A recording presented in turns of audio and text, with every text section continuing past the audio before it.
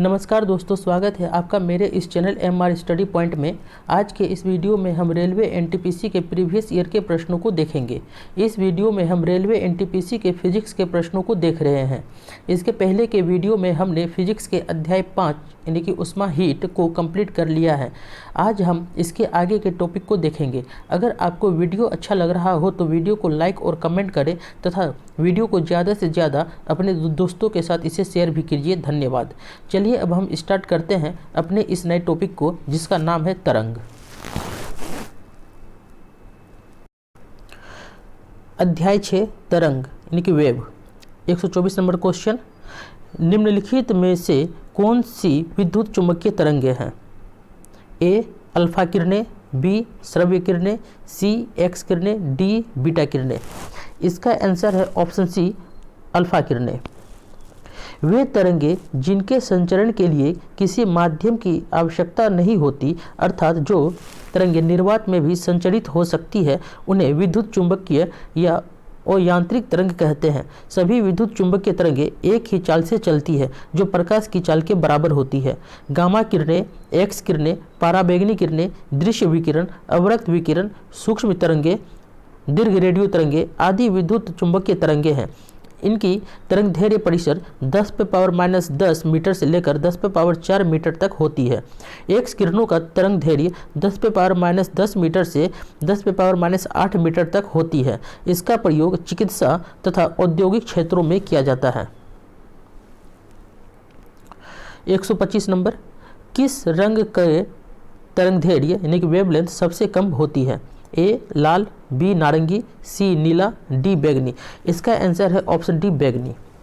किसी माध्यम में किसी तरंग के किसी कण द्वारा एक पूरा कंपन किए जाने पर तरंग जितनी दूरी तय करती है उसे तरंग दैर्घ्य कहते हैं। सबसे लंबी तरंग दैर्घ्य लाल रंग की तथा सबसे कम बैगनी रंग की होती है, जबकि सर्वाधिक विचलन बैगनी रंग का तथा सबसे कम लाल रंग का होता है। 112 नंबर, नीचे एक अभिकथन और एक कारण दिया गया है। अभिकथन, जब वेग स्थिर और तरंग दैर्घ्य आधी रखी जाती है तो आवृत्ति दोगुनी हो जाती है। कारण, वेग बराबर आवृत्ति गुना तरंग दैर्घ्य। इसका आंसर है ऑप्शन बी। अभिकथन और कारण दोनों सही है, लेकिन कारण अभिकथन का उचित व्याख्या है।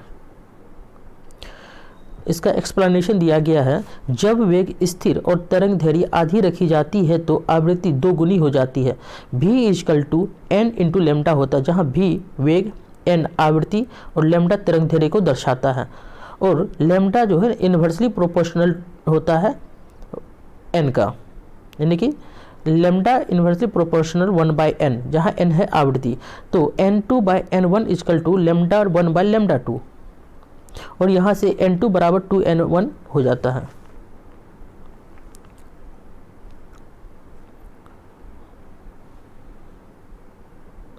एक 127 नंबर, यदि एक तरंग यानी कि वेव की आवृत्ति यानी कि फ्रीक्वेंसी बढ़ती है तो इसकी तरंग दैर्घ्य यानी कि वेवलेंथ पर क्या असर होता है? ऑप्शन ए बढ़ जाती है, बी यह एक समान रहती है, सी यह घट जाती है, डी दोनों के बीच कोई संबंध नहीं है। इसका आंसर है ऑप्शन सी, यह घट जाती है। यदि एक तरंग की आवृत्ति बढ़ती है तो इसकी तरंग दैर्घ्य घट जाती है। किसी माध्यम में किसी तरंग का कंपन करता हुआ कोई कण 1 सेकंड में जितना कंपन करता है उसे आवृत्ति कहते हैं। तरंग का वेग यानी कि v = आवृत्ति गुना तरंग दैर्घ्य होता है। v = new × lambda. 128, निम्नलिखित का मिलान करें। विद्युत चुंबकीय तरंगे और प्रयोग। पी रेडियो तरंगे, इसका आंसर होगा सेलुलर फोन के लिए। बी क्यू सूक्ष्म तरंगे, इसका इस्तेमाल किया जाता है, सूक्ष्म तरंगे का इस्तेमाल किया जाता है विमान नेविगेशन में इस्तेमाल रडार प्रणाली। आर अवरक्त किरण, अवरक्त किरण का प्रयोग किया जाता है घरेलू इलेक्ट्रॉनिक्स के रिमोट स्विच के लिए। एस गामा किरण का यूज किया जाता है कैंसर कोशिकाओं को नष्ट करने के लिए दवा में। इस तरह से इसका आंसर है ऑप्शन सी।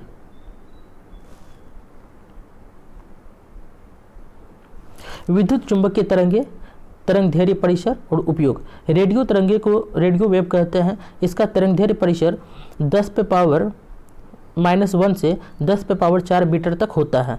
इसका उपयोग किया जाता है सेलुलर फोन, रेडियो, टीवी के तरंग संचरण में। माइक्रोवेव यानी कि सूक्ष्म तरंगे, इसका तरंग दैर्ध्य परिसर होता है 1 × 10⁻³ से लेकर 3 × 10⁻1 मीटर तक। उपयोग, इसका उपयोग रडार एवं उपग्रहों की सूचना भेजने तथा माइक्रोवेव ओवन में किया जाता है। अवरक्त किरणें मतलब इंफ्रारेड वेव्स, इसका तरंग दैर्ध्य परिसर होता है 7.8 × 10⁻7 से 1 × 10⁻3 मीटर तक। इंफ्रारेड का उपयोग किया जाता है रिमोट कंट्रोल तथा रोगियों की सिंचाई में किया जाता है।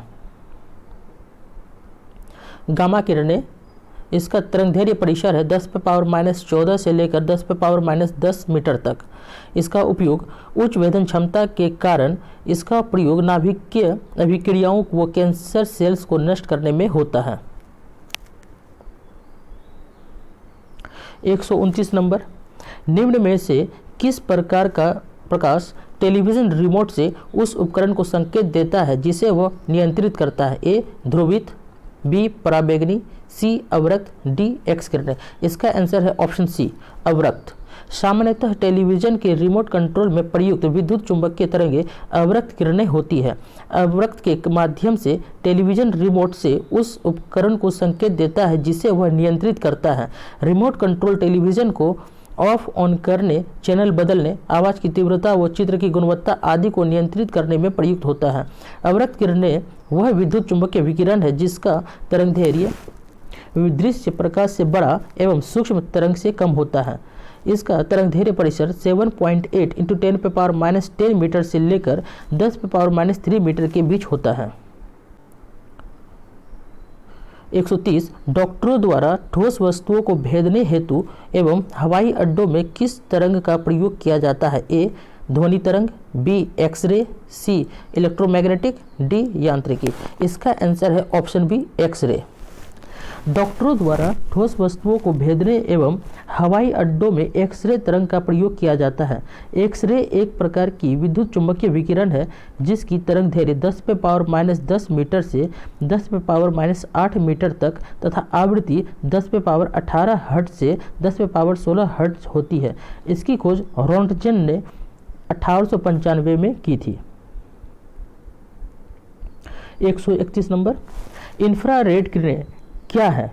ए अनुदैर्ध्य तरंगे, बी अनुप्रस्थ तरंगे, सी यांत्रिक तरंगे, डी विद्युत चुंबकीय तरंगे। इसका आंसर है ऑप्शन डी विद्युत चुंबकीय तरंगे।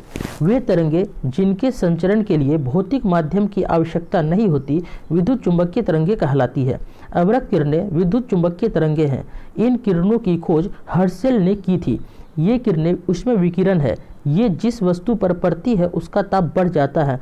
इनका प्रकीर्णन लाल रंग से दृश्य प्रकाश से भी कम होता है, इसलिए ये कोहरे व धुंध में भी काफ़ी दूर तक चली जाती है। इसलिए खराब मौसम व कोहरे में फोटोग्राफी हेतु इन्हीं किरणों का उपयोग किया जाता है। टेलीविज़न के रिमोट कंट्रोलिंग में इन्हीं किरणों का उपयोग होता है। 132 नंबर, निम्नलिखित में से किस विद्युत चुंबकीय तरंग का तरंग दैर्ध्य सबसे कम होता है? ए रेडियो तरंग, बी इंफ्रारेड तरंग, सी एक्स किरणें, डी गामा किरणें। इसका आंसर है ऑप्शन डी गामा किरणें। विद्युत चुंबकीय तरंगे, तरंग दैर्ध्य परिसर और खोजकर्ता। गामा किरणें के तरंग दैर्ध्य परिसर 10⁻14 से 10⁻10 मीटर होता है और इसका खोजकर्ता है बेकुरल। एक्स किरणें, इसका तरंग दैर्ध्य परिसर है 10⁻10 से 10⁻8 मीटर और एक्स किरण का खोज करता है रोंटगेन। पराबैंगनी किरणें, इसका तरंग दैर्ध्य परिसर है 10⁻8 से 10⁻7 मीटर और इसका खोज करता है रीटर। दृश्य विकिरण, इसका तरंग दैर्ध्य परिसर 3.9 × 10⁻7 से 7.8 × 10⁻7 मीटर तक होता है और इसका खोज करता है न्यूटन। अवरक्त विकिरण, इसका तरंगदैर्घ्य परिसर है 7.8 इंटू 10⁻⁻7 से 10⁻³ मीटर और इसके खोजकर्ता थे हर्शेल। लघु रेडियो तरंगे, इसका तरंगदैर्घ्य परिसर है 10⁻³ से 1 मीटर तक और इसके खोजकर्ता है हेनरिक हर्ट्ज। दीर्घ रेडियो तरंग, इसका तरंगदैर्घ्य परिसर है 1 इंटू 10⁻⁴ मीटर, ठीक ना, और इसका खोजकर्ता है मार्कोनी। 133 दृश्यमान विकिरण यानी कि विजिबल रेडिएशन की खोज किसने की थी? A Henri Becquerel, B Wilhelm Roentgen, C Isaac Newton, D Galileo Marconi. इसका आंसर है ऑप्शन सी आइजैक न्यूटन। दृश्यमान विकिरण की खोज आइजैक न्यूटन ने की थी। दृश्य प्रकाश की तरंगदैर्घ्य 3.9 इंटू 10⁻⁷ मीटर से 7.8 इंटू 10⁻⁷ मीटर तक तथा आवृत्ति 8 इंटू 10⁻14 से 4 इंटू 10⁻14 हर्ट्ज तक होती है। इसका उत्पादन स्रोत सूर्य, ज्वाला, विद्युत बल्ब, आर्क लैंप आदि ताप दीप्ति वस्तुएं तथा आयनित गैसों के उत्तेजित और अणुओं द्वारा उत्पन्न विकिरण है। इस प्रकाश से ही हमें वस्तुएं दिखाई देती है।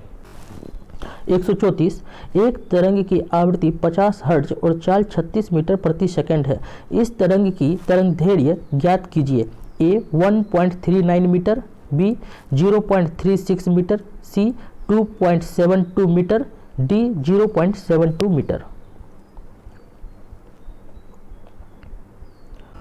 फॉर्मूला होता है v equal to n lambda से। यहाँ v हमको वेग हमको पता है 36, एन हमको पता है आवृत्ति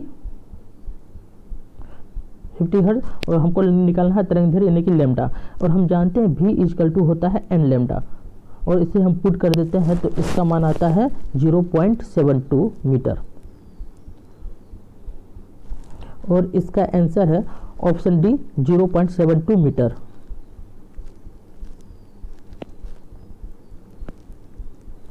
एक 135 नंबर, निम्नलिखित में से कौन सी विद्युत चुंबकीय तरंगे नहीं है?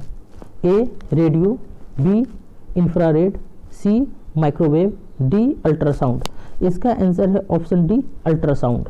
अल्ट्रासाउंड यानी कि प्रसर्व तरंगे विद्युत चुंबकीय तरंगे नहीं है। विद्युत चुंबकीय विकिरण शून्य यानी कि स्पेस एवं अन्य माध्यमों से स्वयं प्रसारित तरंगे होती है। इसे प्रकाश भी कहा जाता है, किंतु वास्तव में प्रकाश विद्युत चुंबकीय विकिरण का एक छोटा सा भाग है। दृश्य प्रकाश, एक्स किरण, गामा किरण, रेडियो तरंगे, माइक्रोवेव, ये सभी विद्युत चुंबकीय तरंगे हैं। 136 अनुप्रस्थ तरंगे क्या है? ए इन तरंगों में माध्यम के कण तरंगों के संचरण की दिशा के लंबवत दिशा में कंपन करते हैं। बी इन तरंगों में माध्यम के कण तरंगों के संचरण की दिशा के समांतर दिशा में कंपन करते हैं। सी ये वे तरंगे हैं जिनके संचरण के लिए माध्यम की आवश्यकता नहीं होती। डी ये अनुदैर्घ्य यांत्रिक तरंगे हैं। इसका आंसर है ऑप्शन ए। इन तरंगों में माध्यम के कण तरंगों के संचरण की दिशा के लंबवत दिशा में कंपन करते हैं। अनुप्रस्थ तरंग, जब माध्यम के कण तरंग के संचरण की दिशा के लंबवत कंपन करे तो उसे अनुप्रस्थ तरंग कहते हैं। अनुदैर्घ्य तरंग, जब माध्यम के कण तरंग संचरण की दिशा के समांतर कंपन करे तो उसे अनुदैर्घ्य तरंग कहते हैं। इसका उदाहरण है ध्वनि का तरंग। इस तरह से यह हमारा टॉपिक खत्म होता है। धन्यवाद।